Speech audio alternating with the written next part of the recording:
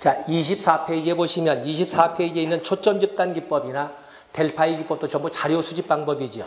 근데 여기는 특히 이제 지역사회복지론에서 자주 잘 나오고, 그리고 행정론에서도 꼭 빠짐없이 한 문제씩 나오는 그 영역이거든요. 그래서 세 영역을 가지고 동시에 진행을 해보겠습니다. 자, 지역사회복지론처럼 설명을 하겠습니다. 잠시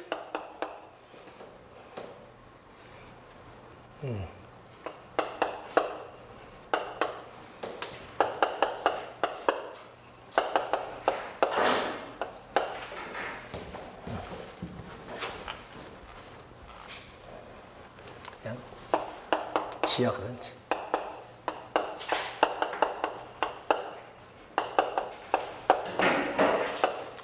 자, 지역사회복지, 지역복지를 실천하는 과정을 보면 먼저 어떠한 문제가 인식이 되거나 또는 주제가 선정이 되면 지금 지역사회 아닙니까? 그 지역사회는 또는 그 지역사회 주민들은 무엇을 필요로 하지를 알아보는 욕구 사정을 하게 됩니다. 욕구 사정. 우리가 영어로 시험 볼 것은 아니겠습니다만은 요구라고 하는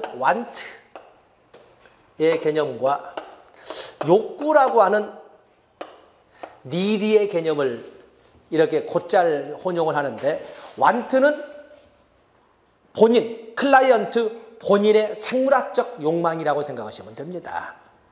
때문에 그래서 욕구라고 하는 need는 전문가의 분석을 거쳐서 도출된 것을 욕구라고 합니다. 마치 애들이 어디가 아파도 배 아파라고 이렇게 머리가 아파도 배 아파, 뭐가 짜증나도 배 아파하는 것처럼 그것은 요구고, 그것을 엄마의 전문가인 엄마의 눈으로 파악하는 그 애가 진정으로 애에게 필요한 것이 무엇이냐를 찾는 것은 욕구라고 합니다. 그래서 욕구 사정을 하게 되는데, 욕구 사정에는 자원 사정과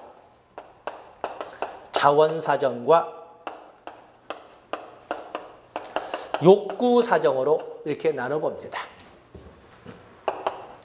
필요한 것이 얼마나 필요한 것을 얼마나 보유하고 있는가. 무조건 필요하다 해도 무에서 유를 창조해 주는 것은 아니지 않습니까? 그래서 필요한 것이 얼마나 지금 가지고 있는 상태인가를 안 다음에 부족한 것을 채워주는 거거든요. 그래서 자원 사정과 욕구 사정을 동시에 진행을 합니다. 바로 이걸 알아보기 위해서 뭘 하겠어요? 자료 수집을 하겠지요. 지역 주민들이 무엇을 필요로 하고 있으며 그것을 얼마나 가지고 있는지를 알기 위해서는 자료 수집의 방법을 하게 될 거예요. 그 방법이 여기 초점 집단 기법도 있고, 명목 집단 기법도 있고, 델파이 기법도 있고, 지역사회 포럼이라고 하는 지역사회 공청회도 있고, 인터뷰도 있고, 이런 방법들이 있는 겁니다. 그러고 나면 목표가 설정이 되지 않겠습니까? 그래서 이 지역사회를 위해서 우리 전문가들은 무엇을, 직접 목적어죠, 무엇을 해야 한다라고 이렇게 목표가 설정이 될 겁니다. 그러면 이거에 대해서 그 문제, 이 인식된 문제에 대해서 구체적인 목표가 설정이 되면, 그래서 소위 프로그램이, 지역복지 프로그램이 설치가 되는 거죠. 그리고 진행은 똑같습니다. 그래서 목표가 설정됐으면 그 목표 달성을 위하여 필요한 자원을 확보하고, 그 자원을 가지고 보다 효과 효율적인 사용 방법, 그리고 말하자면 해결책을 강구하고 집행하고 평가하는 절차이기 때문에 뒤에는 굳이 쓸 필요가 없습니다. 프로그램을 진행할 거니까. 지금 하고자 하는 것은 바로 여기를 해보자 하는 거죠. 지역사회나 지역사회 주민들은 무엇을 필요로 하는가. 그래서 욕구 사정을 위한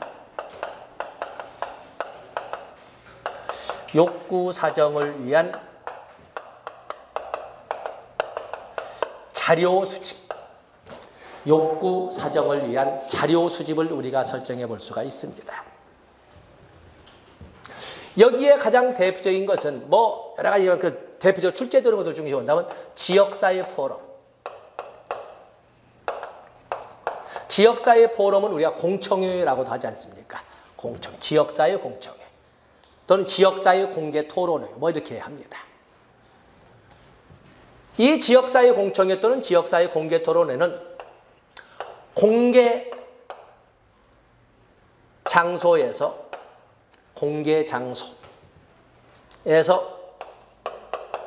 지역사회 재반 문제를 가지고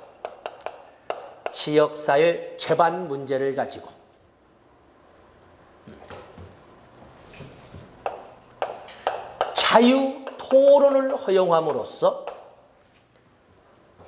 지역사회 또는 지역사회 주민들에게 필요한 것이 무엇인가를 찾아내는 방법이 지역사회 포럼, 지역사회 공청회, 지역사회 자유 공개 토론회가 되겠어요. 정해진 장소에서 모든 주민들이 모여서 지역사회 재반 문제 자유롭게 토론하고 그 토론 과정을 통해서 무엇이 필요한지를 찾아내는 방법이에요. 그에 비해서 명목 집단 기법이 있습니다. 명목 집단 기법이 있는데 이 명목 집단도 역시 공개 장소에서 전 지역 주민들이 모여서 지역사회 재반 문제를 가지고 자유 발표를 허용하는 제도입니다. 그러나 토론은 아닙니다. 비판이나 이의제기 금지입니다. 단지 자기가 살고 있는 지역사회의 여러 문제에 자기 의견을 발표할 뿐입니다. 저는 우리 지역사회의 청소년 문제에 대해서 이야기를 할까 합니다. 나는 우리 지역의 환경 문제 중에 특히 이 도로 환경을 가지고 얘기를 하고자 합니다. 나는 여기에 우리 생태계에서 우리 뒷산 문제를 가지고 얘기할 것이 있습니다. 각자 지역사회의 모든 문제에 대해서 자기 의견을 발표할 뿐이고 그러나 비판이나 이의제기 질문은 안 됩니다. 그리고 나서 민주 절차를 통해 우선순위를 배정하는 거죠. 다시 말해서 주로 투표 방법을 통해서 그날 발표된 의견 중에 어떤 사업부터 우리가 지역사회에서 해결해 갈 것이냐를 결정하는 방법이 명목집단기법이 되겠어요. 이 명목집단기법은 특징이 어느 지역사회나 영향력을 행사하는 사람들이 있지요. 그러면 이의제기나 질문이나 비판을 통해서 영향력을 행사할 수밖에 없습니다. 그것을 원천봉쇄하는 거죠. 소수의 영향력 집단의 영향력을 배제하는 데 목적이 있습니다. 그래서 이 지역사회의 구성은 어느 누구나 자유롭게 자기 지역사회 문제에 대해서 자유롭게 의견을 발표할 수 있도록 하고 거기에서 지역사회에 필요한 것이 무엇인가를 찾아내는 방법. 명목집단기법이 되겠어요. 이 양자는 모두 공개장소에서 전 주민이 모여서 이렇게 하는데 여기는 자유토론이고 여기는 자유발표만 이렇게 되어 있는 거죠.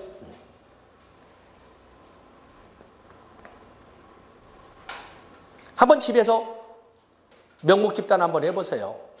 근데 엄마 짜짜 또 쓸데없는 소리 한다고 이제 바로 비판해가면서 하니까 안 되죠.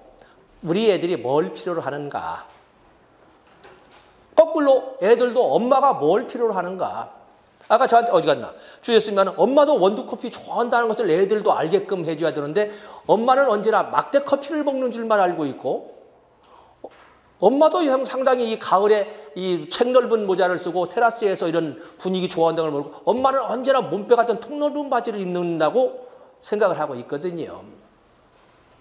그래서 내가 애들 보고도 엄마랑 같이 가서 소주도 먹고 제가 저번에 제 둘째가 엄마 생일날 어디 갈까 그랬더니 그때 막창집 가서 막창 먹었어요. 갑자기 막창이라고 하십니까? 대구에서 유명한 그 막창. 집단에는 엄마를 생각했을지 모르지만 또 저희들끼리 또 먹어보기도 했겠죠. 그래서 그 우리가 생각하는 것과는 달리 물론 이제 그 둘째니까 이제 엄마가 생각을 그럼 가자. 그래서 나는 그렇게 별로 정이 안 들더만은 어쨌든 그렇게 해서 생일 파티를 했습니다. 근데 모른 척하고 또 그 어린 둘째가 엄마 생각한다고 막창을 먹자고 하니까 그것도 먼저 고맙고 뭐 요즘 지금 돈 벌고 있습니다. 그 주유소에서 아르바이트 한다고 아르바이트 시작하기 전날부터 먹고 싶은 것부터 먼저 신청 받아놨어요. 시작하기 전부터 먹고 싶은 건 신청을 받아놨으니까. 근데 이제 지금 제가 장난스럽게 표현하지만 한번 아무런 비판 없이 한번 우리가 이번 주 아니면 뭐 저번 주에 했던 거 이런 거에 대해서 한번 의견을 한번 우리 집에 대해서 한번 얘기를 해보자. 하나씩만 너무 많이 오면 그러니까 딱 생각이 났다가 하나씩만 얘기를 해보자. 그래놓고 뭐 단서다는 거죠. 서로 비판이나 뭐 이런 질문이나 이런 건 없도록 하고 각자가 생각하는 문제 얘기를 한번 해보자. 한번 그것도 괜찮을 겁니다. 한번 해보세요. 이거 바로 명목집단 기법입니다. 근데 엄마가 먼저 참 미친놈이 쓸데없는 소리만 공부는 안 하고 이렇게 이제 표현하는데 이제 그것 없이 꼭 반창고 딱 붙이시고 한번 해보세요. 다음에 초점 집단 기법이 있습니다. 포커스, 그룹, 테크니크.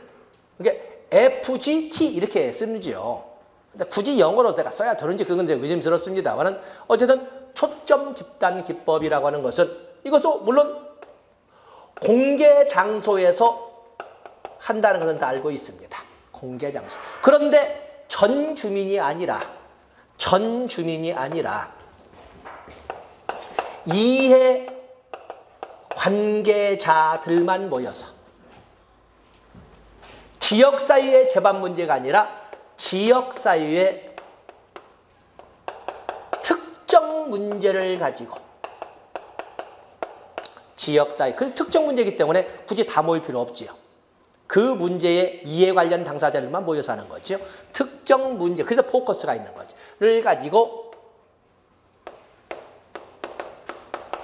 자유 토론을 함으로써 어쩌면 방법에 대한 접근이 더 주가 되겠습니다만 사업의 순서 또는 우선 배정 순서를 정하는 것이 초점 집단 기법입니다. 때문에 이것은 공개 장소에서 하는 것은 뭐 당연히 지역사회 문제 공개 장소는 맞지만 누가 모인다? 특정 문제에 대한 이해 관련 당사자들만 모여서 이끌어간다는 차이가 있습니다. 그래서 양자는 대단히 빨리빨리 돌아가는 거죠. 이 문제, 재반 문제에 대해서 자유 토론되면 이것은 참 전 주민의 소위 풀뿌리 민주주의를 통해서 지지와 동의를 확보한다는 민주주의의 직접 민주 정치는 이루어질지 모르나 우리가 보는 것처럼 참여, 토론 이런 것은 정말 많은 시간을 가고 또 이 토론이라고 하면 토론에 대한 훈련이 안 된 사람이 참여하게 되면 끝없이 결론도 못 내고 끝내 시간 되면 벌써 새벽 1시야 그만해 이렇게 하고 노인분들은 막 옆에서 자고 있고 막 이제 이렇게 되는 거죠. 자, 이런 것들은 시간을 줄이는 거죠. 아주 짧은 시간에 이렇게 문제점인 소수의 집단의 영향력도 배제하고 여기는 쓸데없는 사람의 지루함도 없어 이런 것이 나와 있습니다. 다음에 델파이 기법. 비 올라고 하나요? 델파이 기법.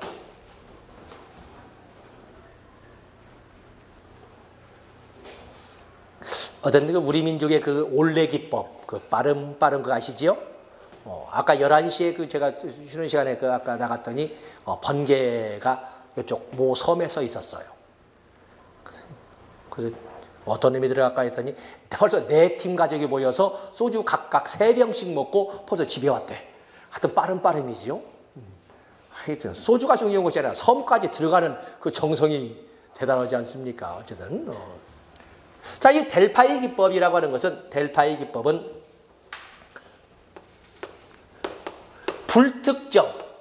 불특정입니다. 다수의 전문가들을 대상으로 불특정 다수의 전문가를 대상. 그래서 델파이 기법을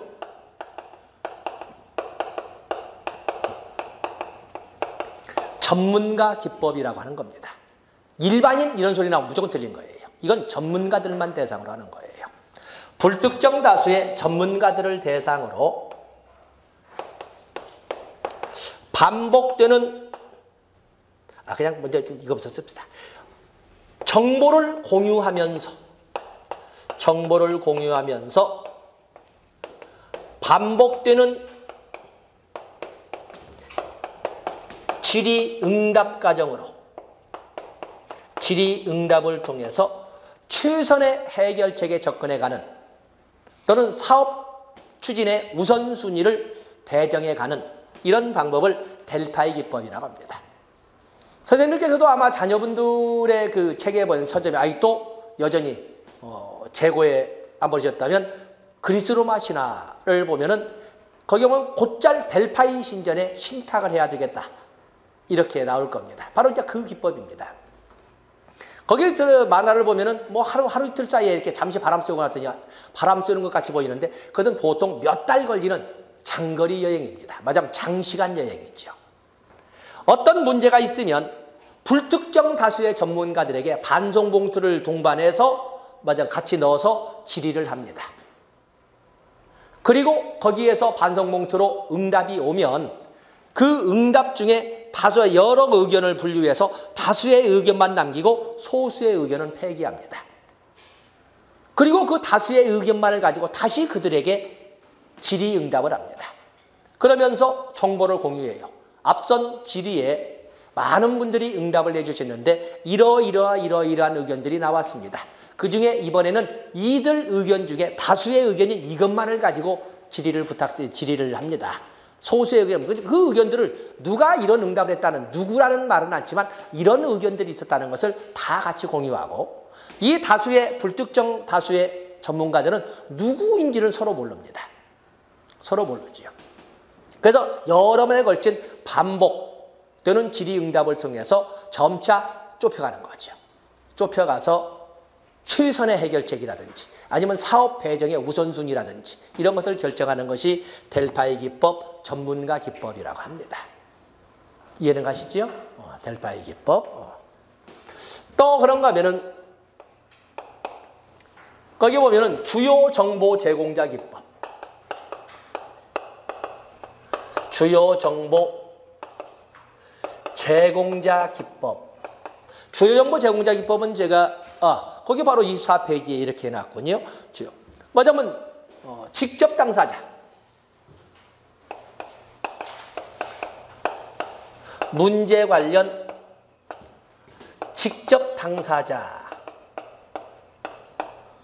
당사자나 관련자를 대상으로 이끌어가는 자료 수집 방법은 주요 정보 제공자 기법이 되겠어요.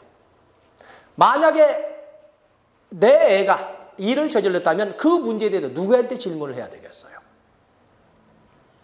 한참 제 애가 격렬할 때에는 막 교무실도 때려 부시고 온통 난리를 이렇게 치고 다닐 적에 누구한테?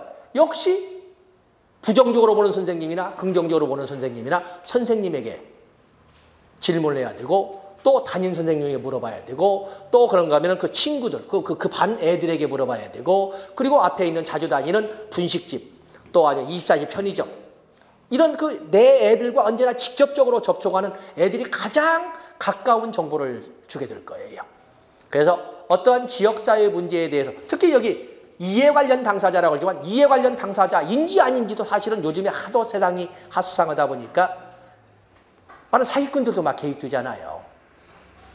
그래서 진짜로 그 지역사회에 진짜로 그 문제에 대해서 관여가 되어 있는 사람만을 미리 선정을 해서 말하자면 딱 그 정리를 해서 그들과 직접 인터뷰를 통해서 인터뷰라고 이렇게 따로 합니다만 즉 대화, 주로 대화, 인터뷰를 주된 방법으로 자료를 수집하는 것은 주요 정보 제공자 기법이라고 할 수가 있습니다.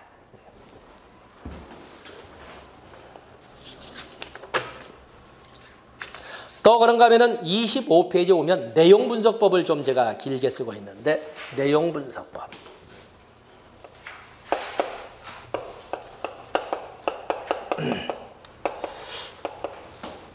이 내용분석법이라고 하는 것은, 내용분석법은 2차 자료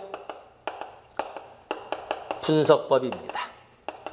자, 여기에서 1차 자료, 2차 자료 개념, 뭐 어린 시절에 배우신 적도 있겠지만 1차 자료는 연구자가 직접 조사해서 얻은 자료를 1차 자료라고 합니다.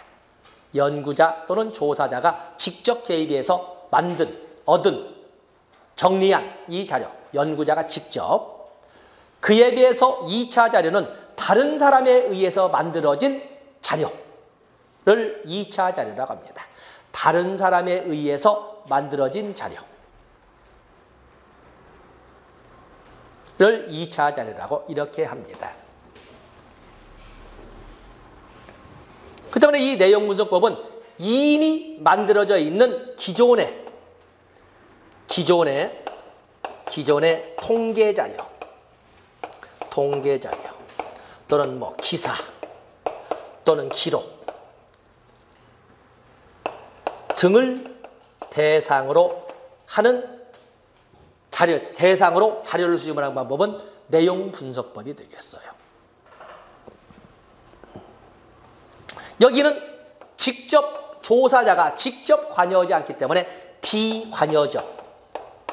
직접 관여했고, 이미 만들어진 자료를 가지고 분석을 해서기 때문에 비관여적 방법이라고 합니다. 비관여적 방법. 관찰법과 유사한데, 관찰법은 지금 눈에 보이는 행동을 대상으로 하잖아요. 관찰을 눈으로 보는 거니까. 근데 여기는 관찰법을 관찰하는데 과거에 만들어진 것의 의미 분석을 통해서 하는 거예요.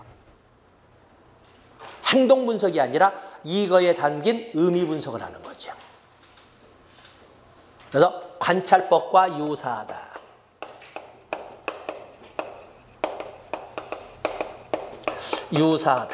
그러나 과거 그리고 의미 분석. 왜냐하면 관찰법은 현재 행동 분석이잖아요. 이런 점에서 차이가 있다. 이런 것을 우리가 내용 분석법으로 설명해 볼 수가 있습니다. 그 외에도 뭐 많은 방법이 있지만 이런 정도 오면은 뭐 출제 범위에 거의 뭐 다 들어왔다. 이렇게 볼 수가 있습니다. 자, 이제 교재를 보시게 되면 선생님들께서 거기 24페이지에 초점 집단 기법과 델파이 기법 이렇게 했습니다. 초점 집단 기법, 델파이 기법. 초점 집단 기법 또는 조사 이렇게 되어 있는데, 토론 집단을 인위적으로 만들어. 그 토론 집단이 누구예요? 특정 문제에 관련된 이해 당사자들을 말합니다. 연구자가 토의 주제를 제공하여 집단 토론 속에서 나온 내용을 분석하는 방법. 말을 좀 어렵게 썼습니다만, 어떤 토론 집단을 인위로 만들었다. 그것은 관련 당사자들만 어느 장소에 모여 이렇게 하는 거죠. 델파이 기법은 1948년 랜드 연구에서 개발된 것으로서 전문가의 경험적 지식을 통해 문제 해결 및 미래 해책을 위한 방법입니다. 전문가란 단어가 나와 있죠. 그래서 델파이 기법은 어떤 문제에 관해 전문가의 건의를 유도하고 종합하여 집단적 판단으로 정리하는 일련의 절차로 전문가 합의법이라고 한다. 여기는 개념만 적었습니다만 특징, 전문가 대상으로 한다, 반복되는 질의응답으로 한다, 그리고 정보를 공유한다. 이렇게 세 가지를 특징을 적어드렸습니다. 거기에 공통점, 집단 구성을 간에 활발한 상호작용을 통해서 하는데, 초점 집단 기법은 서로 눈을 마주치면서, 델파이 기법은 누군지도 모르면서 익명 집단으로. 그래서 공통점과 차이점을 적었지요. 공통점, 집단 구성원들 간의 활발한 상호작용을 통해서 조사를 수행한다. 차이점이라면 초점 집단은 대면 집단, 서로 얼굴을 마주보는 집단으로 하는 데 비해서 델파이 기법은 서로 누군지도 모르는 익명 집단으로 상호작용을 한다. 이렇게 문장을 구사를 했습니다. 다음에 주요 정보 제공자 기법. 또 주요 정보 제공자 기법은 목고대상 집단의 문제점과 욕구에 대해 특별한 지식을 가지고 있는 사람들로부터 관련 당사자, 관계 연구자 뭐 이렇게 되겠습니다만 통해서 전문가적 의견을 얻고자 하는 방법이다. 주로 이용자, 공급자, 정보 제공자를 대상으로 하는 조사로 빠르고 쉽게 저렴하게 표본을 얻어 조사할 수 있는 방법이 주요 정보 제공자 기법이라고 제일 밑에 적었습니다. 거기 주요 정보자 제공 기법, 주요 정보 제공자 그 기법으로서는 뭐 미음, 비읍. 여기는 양적 정보도 얻을 수 있고 질적 정보도 얻을 수 있고 어떤 정보든지 다 얻을 수는 있으나 양적 정보든 질적 정보든 어떤 정보도 다 얻을 수는 있으나 약간 의도적 표집으로 표본의 편의 현상, 약간 조사자의 편의가 맞으면 어떤 그 가치관이나 이런 것이 개입될 수가 있다. 개입될 수가 있다. 그러다 보니까 15번 둘째 줄 실제적으로는 많은 주민들의 문제가 제외될 가능성도 크다. 자, 이런 정도 주요 정보 제공자 기법 보시고 나머지는 시험 전에 한번 보시면 됩니다. 다음에 지역사회 공개 토론의 포럼, 지역사회 포럼. 네, 제가 적었죠. 공개된 장소에서 지역 전 주민들이 모여서 지역사회의 제반, 즉 모든 문제를 대상으로 자유롭게 토론하는 가운데 지역사회의 문제, 지역사회에 필요한 것을 찾아내는 것이 지역사회 포럼이 되겠어요. 거기 기억본에 나와 있지요. 지역사회 포럼은 지역사회 구성원들이 자유롭게 욕구와 관련된 그들의 견해를 표현하고 상호작용할 수 있는 모임을 만드는 것이다. 디귿번 적은 비용으로 한 자리에 각 집에서 수박 가져와 먹을 다 시골 같으면 다 이렇게 가져오지 않습니까? 이렇게 가져와서 적은 비용으로 광범위한 지역, 계층, 집단들의 의견을 들을 수가 있다. 또 지역사회 공개 토론에는 좀 더 구체적인 서베이 조사, 서베이란 말도 조사고 조사란 말도 조사인 게 쌍조사, 어떤 지역사회 조사를 위한 사전 준비의 기회가 될 수도 있다. 이런 것은 지금 볼 때는 아무것도 아니지만 막상 시험장에서 보면은 왠지 생소하게 보이거든요. 그래서 한번 읽어보시는 겁니다. 또 15번 원칙적으로는 지역사회의 전 주민이 모여서 자유롭게 공개 토론을 하게끔 되어 있는데 실질적으로 모일 때는 누가 모여? 관심 있는 사람들만 모이잖아요. 그래서 관심 있는 사람들만 모여 표본이 한쪽으로 편중된 현상이 나타날 수도 있다. 아마 이게 현실일 거예요. 그러다 보니까 김부선이가 폭행을 당하게 되는 거죠. 그렇게 해서 누구는 전기세 안 내는데 누구는 왕창 내기를 10년 했고 뭐 이런 것도 나오게 되는 겁니다. 다음에 내용 분석법. 내용 분석법은 어쨌든 아까 어휘 분석, 어휘, 말의 뜻의 의미를, 말의 뜻을 분석하는 어휘 분석법이라고 하는 것처럼 내용 분석법이 있는데, 내용 분석은 인간 활동의 한 방법으로서 사용되고 있는 의사 전달이 뜻하는 내용을 파악하고자 하는 방법이다. 그 밑에는 그냥 보시고 한번 넘어가 보세요.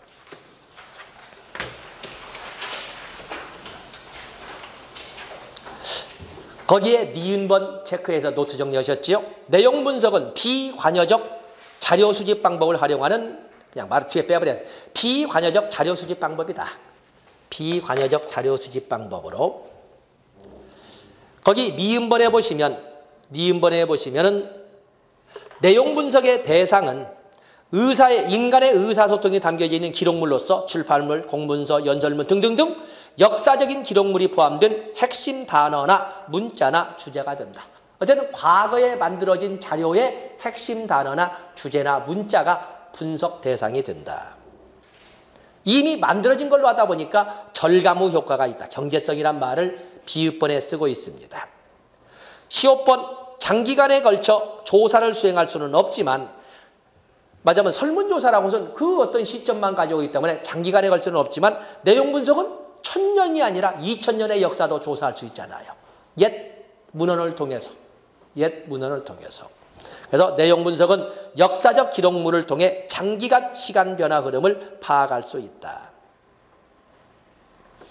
치읓번은 읽어보시고, 내용 분석은 키역번에 보시면 내용 분석은 실제적인 타당도를 확보하기가 어렵고, 티읕번 보세요. 티읕번.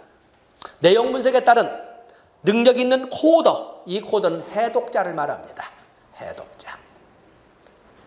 코더를 구하기가 어렵다. 우리가 이 세상을 살다 보면 커뮤니케이션, 의사소통을 통해서 이끌어지는데 그래서 이제 제가 말하는 것은 제가 강의를 잘한다 못한다가 아니라 제가 잘하든 못하든 간에 제 말투와 제 입과 선생님들의 귀가 궁합이 맞았으면, 왜냐하면 내가 말하는 것을 선생님들이 이렇게 또박또박 알아들으면 그게 제일 좋은데, 그러지 못한다면 제가 정말 잘못 가르치는 거지요. 어떤 내용도 딱딱 송신자인 저와 수신자인 선생님들이 딱딱 서로 호흡이 맞아야 되거든요. 그래서 커뮤니케이션 이론, 벌로의 커뮤니케이션 이론은 센더, 송신자가 제가 이렇게 말을 하면 이것이 음성부호로 변환된다라고 하는 것을 이것을 인코드라고 합니다. 인코드. 변환되어서 시그널을 통해서 수신자에게 들어가는데, 수신자에게 다시 이 과학적으로 설명할 수 없는 이 파동이 다시 음성보호로 변환이 되죠. 그걸 해독이라고 하는 디코드라고 합니다. 디코드. 그래서 수신자에게 이렇게 가는 거거든요. 그러면 수신자가 뭐라고요? 센더가 되어서 거꾸로 해서 이 아까의 센더를 리시버, 수신자로 해서 상호 교환이 이루어지는 것을 의사소통이라고 하는 겁니다. 이 이론을 커뮤니케이션 이론이라고 하는데, 여기에서 의사소통에 왜곡이 생기는 거죠. 왜곡이 안 생겨도 바로 이것을 번역할 때 농담을 농담으로 듣지 못한 사람이라든지 아니면 어떠한 전문적 용어, 눈높이 표현을 쓰지 못하게 되면 이것을 왜곡시켜서 들을 수밖에 없는 거예요. 그래서 내용 분석법은 더구나 1000년, 2000년에 되는 오랜 역사적 잔존문을 가지고 번역하다 보니까 현 시점에서 그것을 본래의 의미로 해석해 줄 수 있는 사람이 있을까라고 하는 해독자, 코더를 구하기가 힘들다.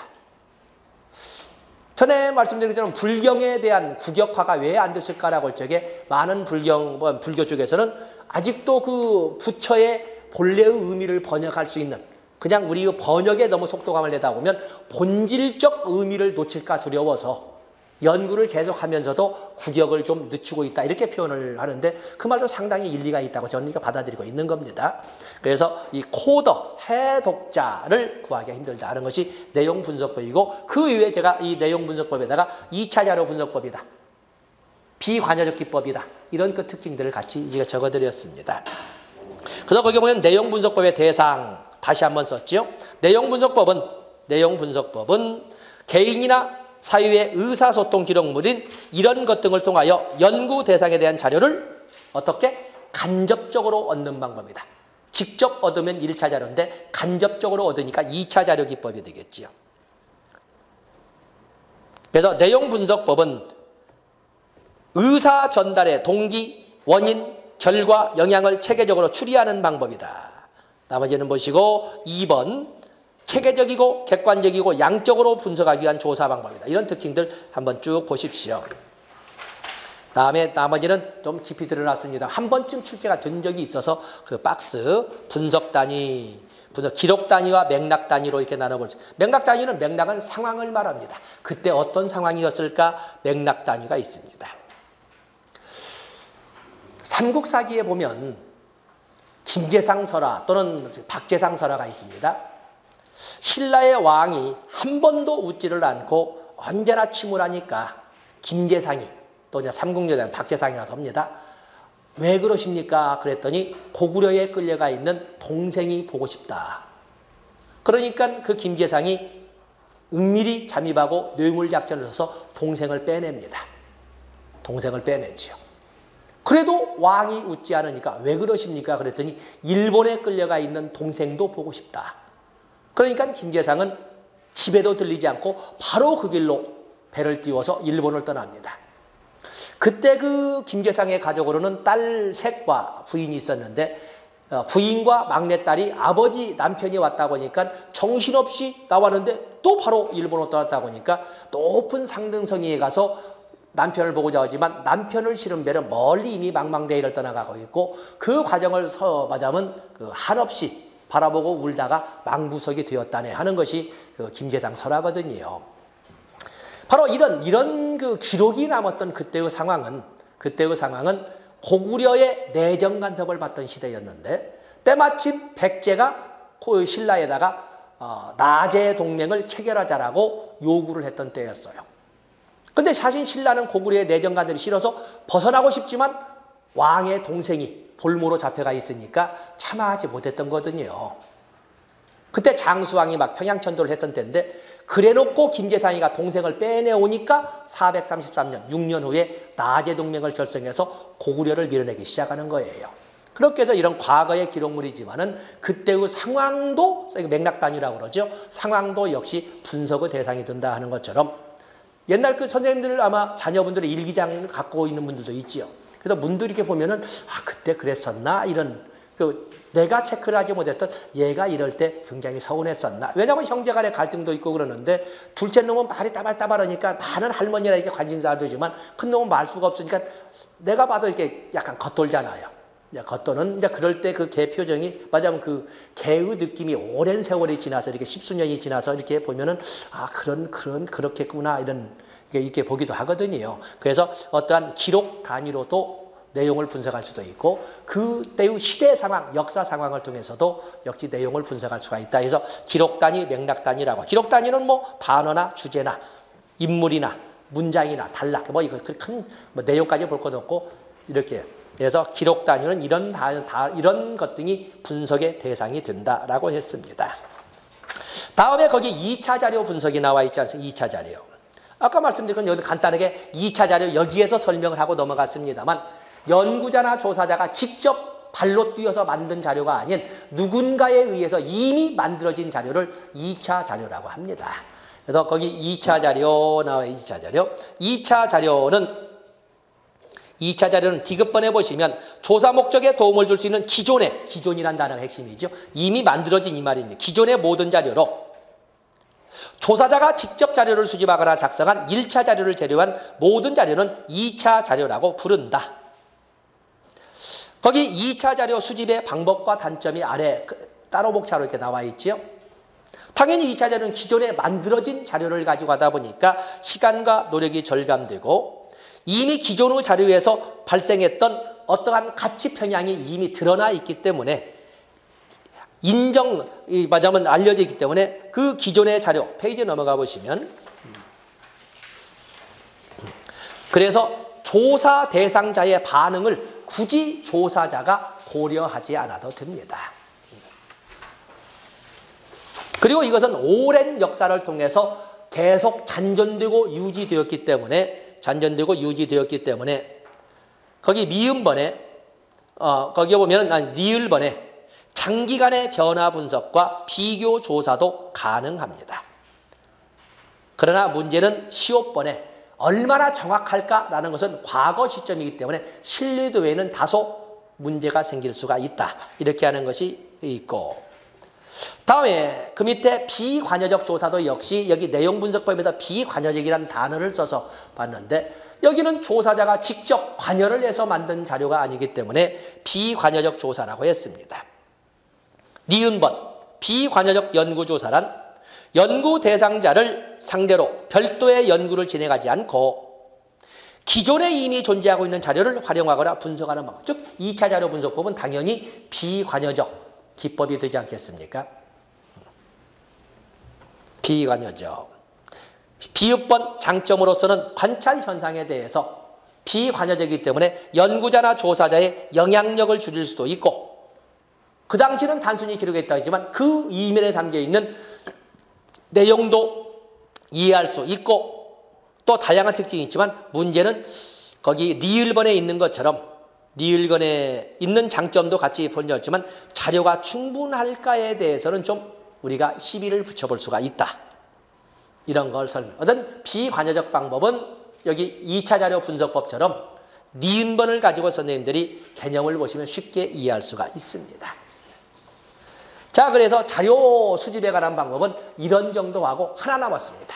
자료 수집 방법은 이제는 가능한 한 자료 수집은 조사 대상 전체로부터 자료를 수집하는 것이 가장 좋지만 시간이 없어서 너무 숫자가 많아서 아무리 교통이 발달해서 시 공간 범위를 장악하지 못해서 전체를 대상으로 조사할 수 없는 경우도 있거든요.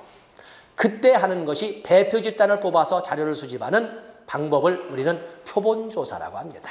잠시 쉬었다가 표본조사부터 시작하도록 하겠습니다.